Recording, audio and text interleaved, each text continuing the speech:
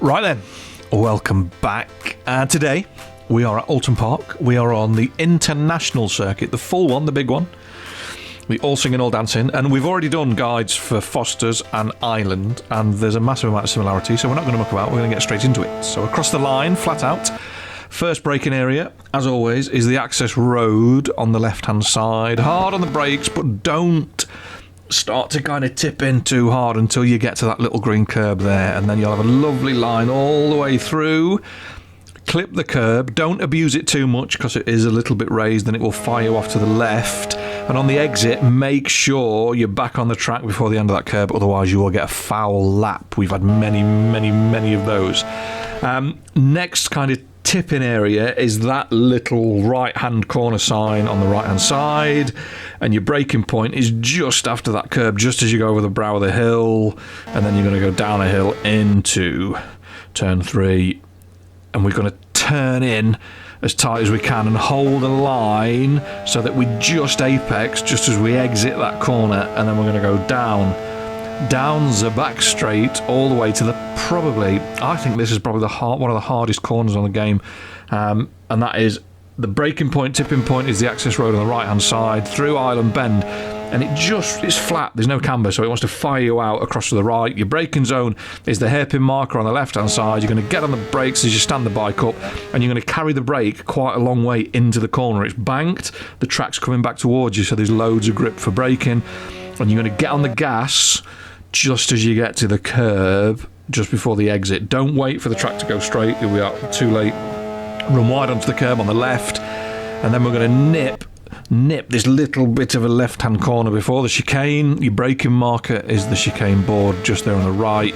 We're going to clip the first bit of the curb at Britain's on the left, and as you clip the curb, you want to be throwing the bike across to the right. We're going to just about clip the curb. Don't take too much curb. You can see how serrated it is. And then we're going to take loads of curb on the final bit of the chicane, the final left up the hill, to carry as much speed out of there as we can. Get on the left button, the left bumper button, get that pressed so we can get tucked. And your braking point is somewhere between the 3 and 200 metre board, feet board, whatever it is, the Marshall post. Clip the curb on the way in, and this is tricky, this is really tricky. The turning board is your braking turning marker, and we want to use the racing line, and we're going to brake and go down a gear at the same time. So there's a massive amount to think about there, because it'll pull the bike into the curb there at the apex at Knickerbrook turn 8. If you don't pull the bike into that apex, you'll run wide, you'll get on the curb, it'll bounce the bike about. All right, we had a bit of room, so I could probably get away without doing a downshift there. Up the hill, through turn 10, you're going to brake, let off the gas, start to lose a bit of speed just after the curb on the left-hand side, and we want to run turn 11 Druids as one continual corner. Don't try and do it in 2 or 3 trunks, just try and run it so we keep the bike cranked over, get on the gas, keep it leant over the little rise as well, and it won't wheelie as much. So one continuous corner all the way down the back straight, and then just after the right-hand turn board on the left-hand side of the track there, we're going to get on the brakes, absolutely smash the brakes, and want a late apex through 12, through Lodge, and we want to hit that curb as late as we can, because that'll straighten up our run down the hill, over the rise, over Deer Leap, and across the line. There's a massive amount to think about there, I appreciate that, but we've done guides on this place before, so we're just adding that to that information. And if you piece it all together, it should look a little something like this.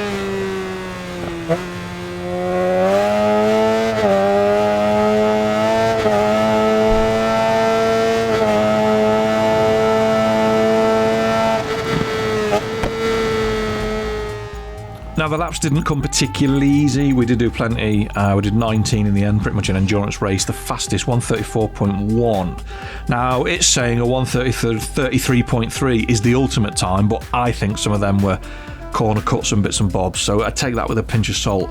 Leaderboards wise, it dropped us into third. The ZXR-750 is quite a chunk down on performance to the VFR-750, the R7, and even the FZR a little bit. So there's definitely quicker bikes there. I think the R7 is going to be king. I know it's top now, but I genuinely think the R7 will be king of that track, so we'll give that a go sometime. Next time, we're going to do the FZR-750 at Portimao on the car circuit.